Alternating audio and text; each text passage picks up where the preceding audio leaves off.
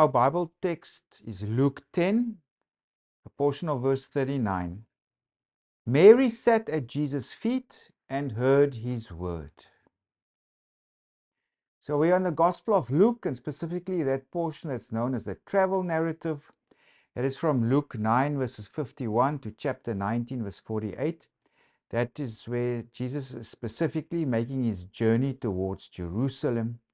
And here, in this portion of Luke, here we find the parable of the Good Samaritan. And there are all these other things that are unique to Luke's Gospel in this section of his Gospel. Here we have also this incident where Jesus enters and visits the home of Martha and Mary. And our textual unit is from chapter 10, verses 38 to 42. And it's also there, how to welcome Jesus.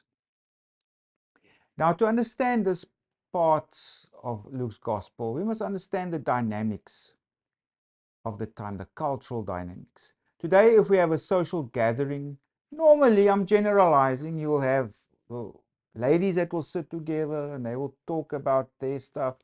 Men will sit together and they will talk about cars or sport or whatever. Now, in the world of Jesus, the separation of genders, it was culturally entrenched. Even today, many parts of the world, there's cultures, peoples where there's spaces for men, spaces for women, and they are separate. And it was even much so in the world of Jesus. And if we look at that image on screen, it's about gendered space. If we look at the kinship group, that would normally be the father, mother, sons, daughters, maybe some extra relatives that live with them. But it was mostly the nuclear family. I mean, at the center, it will be the space of woman. And that's for the household. And that is where they must do the domestic service. That is where they look after food, clothing, the proper management of the household, etc., raising of children. That was a woman's space.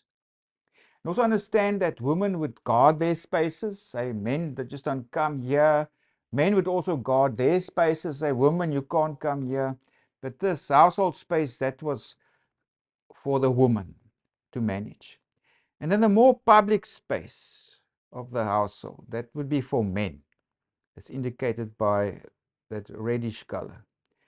And it's also in this realm, for example, the relevant to our present textual unit is where Torah study will take place. You know, especially if they are rabbis or learned men, they would come together in a household, they would sit together, they would do Torah study or study of the scriptures. And the woman of the household will just come there to bring them food and drink. And of course, the woman will disappear again. So there's that woman's space for a woman and also the space for men. Also importantly is that the men represented the family honor in the public world. It is men who engaged with the world outside. Women rarely or never had contact or one-on-one contact with men who were outside of their family group. So it was men who would represent the family honor in the public world. So remember that. There were gendered spaces and it was quite strict. That was the norm, that was the custom. That's the way it was in the ancient world of Jesus. Also today, many cultures are still like that. Now, looking ahead at our textual unit, you'll see that Martha, she operates what you would expect from the realm of woman, of the woman's space, right? She operates in that household space. She provides food, etc. Mary, as we shall see, she actually now there sitting at the feet of Jesus, she's now in a male space. So she's acting like a man based to the ancient customs and norms. So let's look at our textual unit. If we go to verse 38.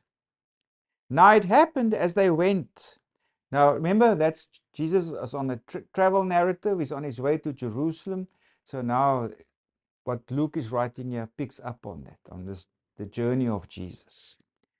Now it happened as they went, in other words, to Jerusalem, or on this journey to Jerusalem, that he entered a certain village, and a certain woman named Martha welcomed him into her house.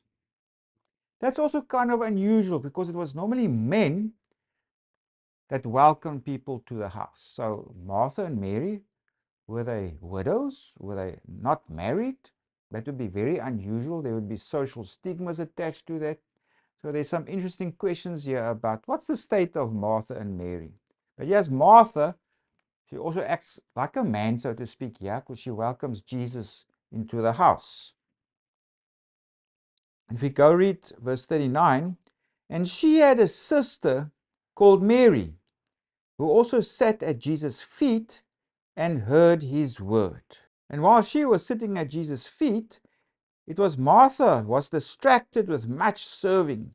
And she approached him and said, Lord, do you not care that my sister has left me to serve alone? Therefore tell her to help me. So if you look at that graph again, you'll see Martha, she's operating in that space that everybody would expect her to.